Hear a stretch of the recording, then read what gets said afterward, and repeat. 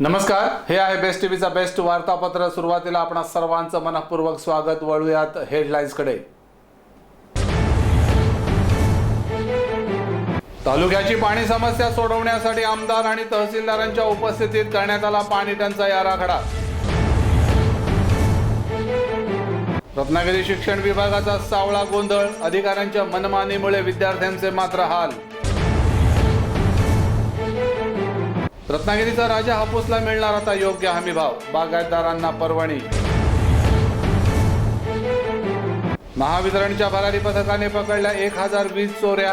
रत्नागिरीसह अवघ्या महाराष्ट्रातील वीज चोरी करणाऱ्यांनी घेतला धसका। आणि शहरातील चौकात चौकात कचऱ्याचे साम्राज्य, पर्यावरणासह मानवी आरोग्याला धोका निर्माण होण्याची शक्यता।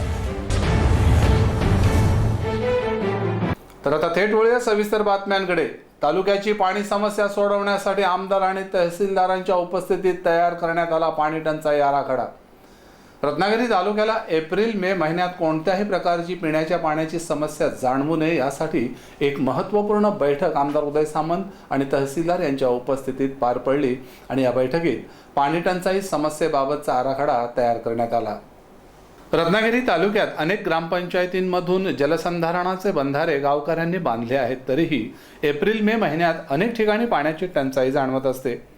यासाठी पूर्वनियोजन म्हणून रत्नागिरी तालुक्याचा पाणी टंचाई आराखडा तालुक्यातील सर्व सरपंच, ग्रामसेवक, उपसरपंच आणि तहसीलदार सभापती यांच्या उपस्थितीत घेण्यात आलेल्या बैठकीत करण्यात आला। यावेळी तहसीलदार सुकटे, पंचायत समिती सभापती महेश महाप, गटविकास अधिकारी साखरे यांनी तालुक्याच्या दृष्टीने सकारात्मक मुद्दे मांडले। यावेळी आमदार उदय सामंत यांनी मार्गदर्शन केलं। पण या टंचाईमध्ये घेतल्यानंतर चव्हाण साहेब, तुमची देखील सगळ्यांची फार मोठी जबाबदारी आहे। बरोबर आहे की तुमची काय जबाबदारी आहे?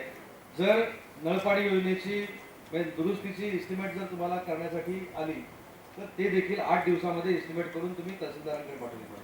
त्याला जर परत 8 महिने काढले तर त्यातलं एकही काम मंजूर होणार नाही। मी वारंवार पाणी टंचाईची बैठक 13 वर्ष घेतो। या 13 वर्षामध्ये एकच गोष्ट अशी सांगतो की एस्टिमेटला मंजुरी तुमच्या जर जानेवारी एंड पर्यंत मिळाली तरच कलेक्टर त्याच्यावर सही करतात, नाहीतर कलेक्टर त्याच्यावर सही करत नाही।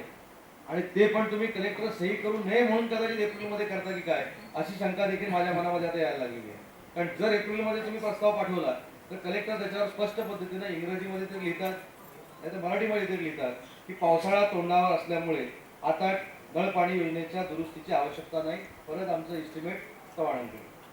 त्याच्यामुळे जर तुम्हाला एस्टिमेट पाठवायचं असेल तर ग्राममध्ये तुम्हाला वैयक्तिक नाही सांगत आहे, पाणी पुरवठ्याच्या सगळ्या लोकांना सांगतो, एस्टिमेट गेली तर फेब्रुवारीपर्यंत त्याला आपली मंजुरी मिळू शकते।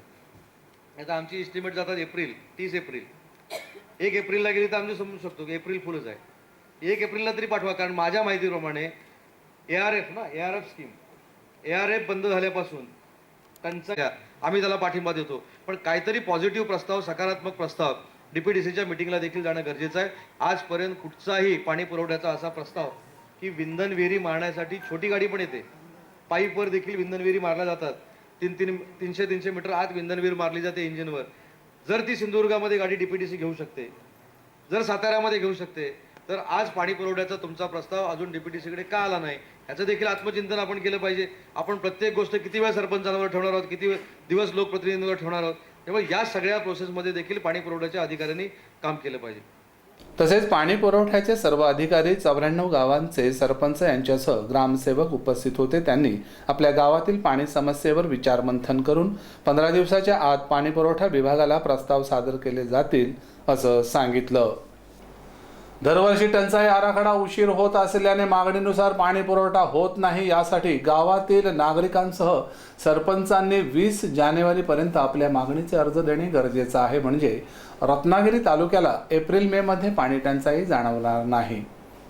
तर रत्नागिरी शिक्षण विभागाचा सावळा गोंधळ, अधिकाऱ्यांच्या मनमानीमुळे विद्यार्थ्यांचे मात्र हाल। रत्नागिरी जिल्हा परिषद प्राथमिक शिक्षण विभागाकडून जिल्ह्यातील अनेक शाळांचा गुरुवारी आदर्श शाळा पुरस्कार वितरण सोहळा पार पडला, मात्र या कार्यक्रमात अधिकाऱ्यांनी स्वतःचेच फोटो सेशन करून घेतलं। रत्नागिरी जिल्हा परिषद आदर्श शाळा पुरस्कार वितरण सोहळा कैलासवासी शामरावजी पेजे सभागृह जिल्हा परिषद रत्नागिरी येथे आयोजित करण्यात आला होता। तशा निमंत्रण पत्रिका शिक्षणाधिकारी प्राथमिकचे एकनाथ आंबवकर, प्रभारी शिक्षणाधिकारी सत्वशीला आंबेरकर यांनी दिल्या। त्यामुळे अनेक शिक्षक, पालक आणि विद्यार्थी शामरावजी पेजे सभागृहात ठीक 1 वाजता उपस्थित झाले. मात्र प्रत्यक्षात हा कार्यक्रम या अधिकाऱ्यांनी साळवी स्टॉप येथे पथपेढीच्या सभागृहात आयोजित केला. शिक्षणाधिकारी एकनाथ आंबवकर आणि प्रभारी शिक्षणाधिकारी सत्वशीला आंबेरकर यांनी प्रसारमाध्यमांना कोणत्याही प्रकारची कल्पना दिलेली नाही. त्यामुळे हजारो रुपये खर्च होणाऱ्या या पुरस्कार सोहळ्याला पत्रकारच उपस्थित नव्हते, तर अनेक ग्रामस्थांनी घरी जाणंच पसंत केले. एकंदरीत शामरावजी पेजे सभागृहाचे 4,000 रुपये भाडे द्यायला लागू नये म्हणून शिक्षणाधिकाऱ्यांनी कार्यक्रम स्थळच आयत्या वेळी बदलून 4,000 रुपयांची बचत केली. त्यामुळे अशा शिक्षणाधिकाऱ्यांचे नाव ग्रीनिच बुकमध्ये देण्यात यावं असं जनतेतून बोललं जात आहे. वळूयात पुढच्या बातमीकडे. तर आता रत्नागिरी हापूसला मिळणार योग्य हमीभाव. रत्नागिरी हापूस वाशी बाजारपेठेत गेल्यानंतर दराबाबत सातत्याने होणारी फसवणूक किंवा आंबा उत्पादकांचं होणारं नुकसान टाळण्यासाठी आणि हापूसला योग्य भाव मिळावा याकरिता रत्नागिरी जिल्हा कृषी उत्पन्न बाजार समितीने पुढाकार घेतला आहे. रत्नागिरी कृषी उत्पन्न बाजार समितीने रत्नागिरी हापूसला चांगला दर मिळावा यासाठी सुरत येथील बाजार समितीला विक्री करण्याचा निर्णय घेतला आहे. कृषी उत्पन्न बाजार समितीच्या नाचणे शांतीनगर येथील मुख्यालयात याबाबत नुकतीच बैठक झाली. यावेळी कोकणातील शेतकऱ्याला अनेक वेळा दलालाकडून आर्थिक नुकसानीला सामोरं जावं लागतं. यावर उपाययोजना म्हणून परराज्यातील व्यापाऱ्यांना येथील बाजार समितीच्या आवारात लिलावाच्या प्रक्रियेसाठी पाचारण करण्यात येणार आहे. या लिलावासाठी बाजार समितीच्या आवारात आंबा खरेदी विक्री लिलाव केंद्र उभारण्याच्या कामाला प्रारंभ झाला असून त्याचा फायदा एप्रिल, मे आणि जूनमध्ये आंबा लिलाव प्रक्रियेसाठी होणार आहे. गेल्या वर्षी सरकारने एक स्कीम दिली होती शेतकऱ्यांसाठी की गेल्या वर्षी ज्यांनी कर्जाचं पुनर्गठन केलं, ज्यांचं आंब्याचं नुकसान प्रचंड झालं होतं, त्या शेतकऱ्यांनी सगळ्यांनी कर्जाचं पुनर्गठन केलं.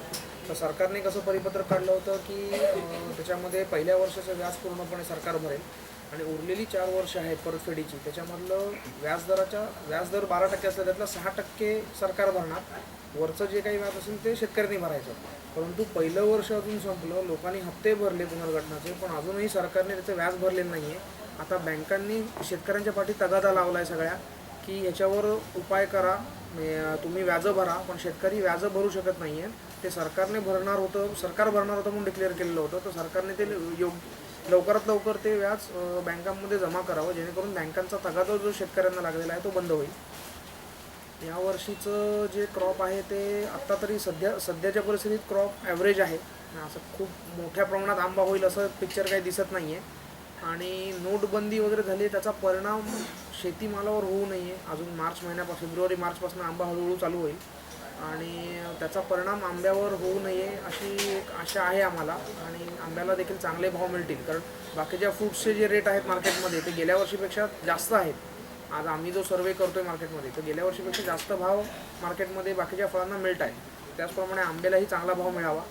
तर रत्नागिरीतल्या APMC मार्केटने जे पुढाकार घेतला आहे, तर त्यांनी महाराष्ट्रातल्या सगळ्या APMC मार्केट जे आहेत, माझ्यामध्ये काहीतरी 327 APMC मार्केट आहेत, तर त्या सगळ्यांशी पत्रव्यवहार करून त्या लोकांना इथे बोलवून महाराष्ट्रामध्ये आणि संबंध भारतात जास्तीत जास्त एरियामध्ये जिथे आपला कोकणचा आंबा पोहोचत नाही तिथे पोहोचवण्यासाठी APMCने पुढाकार घ्यावा ही आमची इच्छा आहे, जेणेकरून आंब्याला योग्य चांगला भाव मिळेल आणि शेतकरी सुस्थितीत येईल. जगप्रसिद्ध रत्नागिरी हापूस आंबा हा नेहमीच कोणत्या ना कोणत्या कारणाने अडचणीत सापडत आहे. बागायतदारांना योग्य भाव न मिळाल्याने त्यांचं आर्थिक नुकसान होतं. त्यासाठी योग्य बाजारपेठ, हमीभाव आणि इतर सुविधा मिळणे गरजेचं आहे. मात्र आता थेट हा आंबा व्यापाऱ्यांना विकला गेला तर त्याची मूळ किंमत बागायतदारांना मिळू शकते आणि त्यांच्या नफ्यात 20 ते 30% भर पडू शकते. तसेच इथं जर का हा माल विकला गेला तर शेतकऱ्यांचा रत्नागिरी ते मुंबई असा वाहतुकीचा खर्चही वाचणार आहे. दरम्यान लिलाव प्रक्रिया शेतकऱ्यांसाठी पर्वणीच ठरो अशी अपेक्षा व्यक्त करत आपण इथे घेणार आहोत छोटासा ब्रेकच्या पलीकडे आपण पाहणार आहोत आणखी काय महत्त्वाच्या घडामोडी. तुम्ही पाहत राहा बेस्ट टीव्हीचं बेस्ट वार्तापत्र. ताज्या घडामोडींचा अचूक वेध, एक नजर सत्यावर. शुभकार्य ठरलंय खरं, पण सध्या सोन्या चांदीच्या दागिन्यांची खरेदी म्हणजे प्रॉब्लेमच. अहो हो ना, कार्य म्हटलं की दागिने हवेतच, म्हणून आम्ही नक्षत्रमधून फॉर्मिंग दागिन्यांची खरेदी केली. दागिने तर छान मिळालेच, शिवाय एक छान सरप्राईज गिफ्ट सुद्धा मिळालं. 3000च्या खरेदीवर ही सुंदर ठुशी मिळाली. मग मीही निर्णय घेतला, नक्षत्रमध्ये फॉर्मिंग ज्वेलरी खरेदी करायला जायचा. नक्षत्रमध्ये 1 ग्रॅम सोन्याच्या फॉर्मिंग मधल्या नवीन डिझाईन्सच्या बांगड्या, समारंभात शोभेल असं लॉंग मंगळसूत्र आणि एक छानसा फॅन्सी नेकलेस खरेदी केला आणि 5,500च्या खरेदीवर एक सुंदर येवल्याची सेमी पैठणी गिफ्ट मिळाली. लग्न सराईनिमित्त नक्षत्राची बंपर ऑफर 5,500 रुपयाच्या खरेदीवर येवल्याची सेमी पैठणी फ्री मिळवा. 3,000 रुपयांच्या खरेदीवर सुंदर कोल्हापुरी ठुशी फ्री मिळवा. नक्षत्रमधील खरेदी म्हणजे शुभमंगल खरेदी. नक्षत्र फॉर्मिंग ज्वेलरी, दुकान क्रमांक 10, सोहम आर्केड, हॉटेल सुखधाम समोर, MG रोड, रत्नागिरी. ब्रेक नंतर पुन्हा एकदा आपलं स्वागत. तर ब्रेक नंतरची महत्त्वाची बातमी आहे. महावितरणच्या भरारी पथकाने पकडल्या 1,000 वीज चोऱ्या. शासनाने वीज कायदा 2003 चे कलम 135 अंतर्गत निव्वळ वीज चोऱ्या पकडण्यासाठी महावितरणकडून भरारी पथकांची नेमणूक करण्यात आली. अशाच रत्नागिरी भरारी पथकाने महाराष्ट्रामध्ये धडक कारवाई करत 1,000 वीज चोऱ्या पकडल्या. महावितरण वीज कंपनीच्या रत्नागिरीतील भरारी पथकाने आजपर्यंत कोकणासह पश्चिम महाराष्ट्र, मराठवाडा, खानदेश, मुंब्रा, मालेगाव या भागात 1,031 वीज चोऱ्या पकडण्याची यशस्वी कामगिरी केली आहे. महावितरणचे अतिरिक्त कार्यकारी अभियंता नारायण वामन आजगावकर यांच्या नेतृत्वाखाली ही कामगिरी करण्यात आली. गेल्या 5 वर्षात 1,000चा टप्पा पार करण्यात रत्नागिरी भरारी पथकाने यश मिळवलं असून नारायण आजगावकर यांनी विक्रमच केला आहे. त्यांना पुणे परिक्षेत्राचे उपसंचालक आणि भारतीय नौसेनेचे निवृत्त कमांडर शिवाजी इंदुलकर तसेच कोकण परिक्षेत्राचे उपसंचालक आणि राष्ट्रीय सुरक्षा बलाचे निवृत्त उपसमादेशक सुमित कुमार यांचं मार्गदर्शन लाभलं. आजगावकरांच्या या कामगिरीमुळे रत्नागिरीमध्ये अनेकांचे धाबे दणाणले आहेत. रत्नागिरी महावितरणच्या भरारी पथकाने केलेल्या या धडक कारवाईमुळे कोकणासह उर्वरित महाराष्ट्रातील वीज चोरी पकडणाऱ्यांचे धाबे चांगलेच दणाणले आहेत. या भरारी पथकाचा आदर्श घेतल्यास वीज चोऱ्या कमी होण्यास मदत होईल एवढं मात्र निश्चित. तर शहरातील चौकाचौकात कचऱ्याचे साम्राज्य, पर्यावरणासह मानवी आरोग्याला निर्माण होतोय धोका. रत्नागिरी शहरात अनेक ठिकाणी प्लास्टिक कचऱ्याचं साम्राज्य निर्माण झालं असून भटकी कुत्री आणि जनावरांचाही त्रास वाढला आहे. नुकत्याच झालेल्या एका कार्यक्रमात अनेक लहान मुलांनी पर्यावरणावर विचार मांडले, मात्र रत्नागिरी शहरात त्याची अंमलबजावणी होताना दिसून येत नाही आहे. रत्नागिरी शहरात दिवसेंदिवस प्लास्टिक कचऱ्याची समस्या वाढत आहे. जागोजागी पडलेले कचऱ्याचे ढीग, यामुळे शहरातून फिरताना नाकावर रुमाल घेऊन चालावं लागत आहे. याचा बंदोबस्त नूतन नगराध्यक्ष करतील अशी आशा जनतेला असतानाच शहरातील कचऱ्याची समस्या मात्र जैसे थेच आहे. शहरातील अनेक दुकानातून कमी जाडीच्या प्लास्टिक पिशव्या विकल्या जात आहेत आणि त्यामुळे प्लास्टिक कचऱ्याची समस्या निर्माण झाली आहे. नुकत्याच झालेल्या एका कार्यक्रमात अनेक लहान मुलांनी स्वच्छतेचे महत्त्व जनतेला पटवून सांगण्याचा प्रयत्न केलाय. पर्यावरणामुळे आपल्याला ऑक्सिजन मिळतो. जर पर्यावरणातच आपण अशी दुर्गंधी केली तर ते आपल्या जीवनासाठी हानिकारक आहेत. त्याचप्रमाणे जेवढी आपण जर स्वतःमध्ये बदल केले, जर आपणच एक चांगला विचार केला आणि जर जो अंमलात आणण्याचा प्रयत्न केला तर सर्वच गोष्टी होऊ शकतात. फक्त तुम्ही करा, हे करा, ते करा असं करून काहीच होत नसतं. सर्वप्रथम इतरांना बोलण्याआधी स्वतः त्या गोष्टी करायच्या. स्वतः जर एखाद्या कार्याला हात लावला तर सर्वजण बोलतात की आपण फक्त बोलतोय, इतर काय करतायत. स्वच्छ करा बोलताय, पण स्वच्छ कोण करतोय. आपण जोपर्यंत एखाद्या गोष्टीला हात लावत नाही तोपर्यंत स्वच्छता कोणीही करणार नाही, तसेच कोणत्याच कार्याला हातही लावू शकत नाही. तर स्वच्छतेच्या बाबतीत सांगायचं म्हटलं तर स्वच्छता ही करायलाच पाहिजे, कारण माणसाची सुरुवात ही स्वच्छतेपासूनच होते आणि शेवट देखील स्वच्छतेपासूनच होते. क्रांतीमुळे उपभोगाची साधनं वाढली, त्यामुळे कचऱ्याच्या प्रमाणात वाढ होत चालली. पर्यावरणीय सृष्टीमध्ये सजीव घटक एकमेकांवरती परिणाम करत असतात, त्यामुळे एखाद्या घटनेचा आपल्यावरती लगेच परिणाम होत असतो. कचरा प्रदूषणामुळे आपल्या आजूबाजूची परिस्थिती बिकट होत चाललेली आपण पाहतो. वारंवार आपण संदेश देत असतो की कचरा प्रदूषण कमी करा, आपल्या जवळच्या कचऱ्याची योग्य विल्हेवाट लावा, पण लक्ष कुणीच देत नाही. कचऱ्यामुळे आपल्याला वेगवेगळे आजार होतात हे आपल्याला समजत असतं, परंतु तोच कचरा कमी करण्याचा प्रयत्न करताना सहसा तरी कोणी दिसून येत नाही. भारतीय समाज हा जितका व्यक्तिगत स्वच्छतेला महत्त्व देतो तितका तो सामाजिक स्वच्छतेला महत्त्व देताना दिसून येत नाही. आणि ही वस्तुस्थिती आहे. जितकं आपण आपलं स्वतःचं घर किंवा आपण स्वतः जितके स्वच्छ राहतो तितकंच आपण आपला समाज, आपल्या आजूबाजूचा परिसर स्वच्छ ठेवला पाहिजे. कचऱ्याचं प्रमाण जर कमी केलं तर साहजिकच आपलं आरोग्य चांगलं राहणार आहे. तरी देशाचे भविष्य ढासळले. गावाचे जरी उत्तम नसले तरी देशाचे भविष्य ढासळले, ऐसे मानावे जान त्याने हृदया माझी. म्हणजे गाव चांगलं असेल तर देश चांगला होईल, गाव स्वच्छ असेल तर देश स्वच्छ होईल.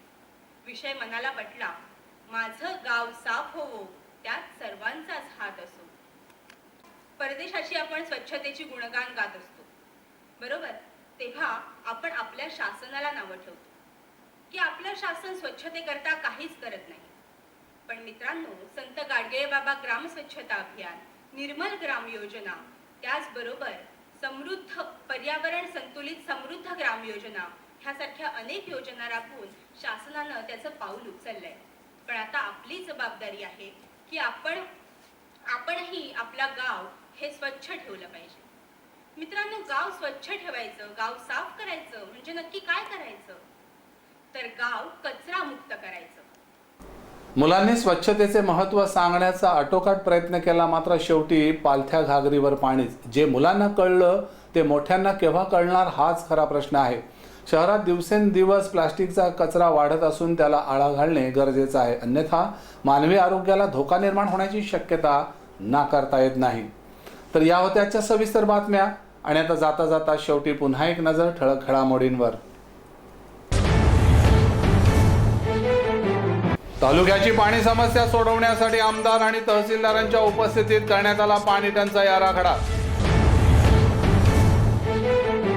रत्नागिरी शिक्षण विभागाचा सावळा गोंधळ, अधिकाऱ्यांच्या मनमानीमुळे विद्यार्थ्यांचे मात्र हाल. रत्नागिरीचा राजा हापूसला मिळणार आता योग्य हमीभाव, बागायतदारांना पर्वणी. महावितरणच्या भरारी पथकाने पकडल्या 1000 वीज चोऱ्या. रत्नागिरीसह अवघ्या महाराष्ट्रातील वीज चोरी करणाऱ्यांनी घेतला धसका. आणि शहरातील चौकात चौकात कचऱ्याचे साम्राज्य, पर्यावरणासह मानवी आरोग्याला धोका निर्माण होण्याची शक्यता.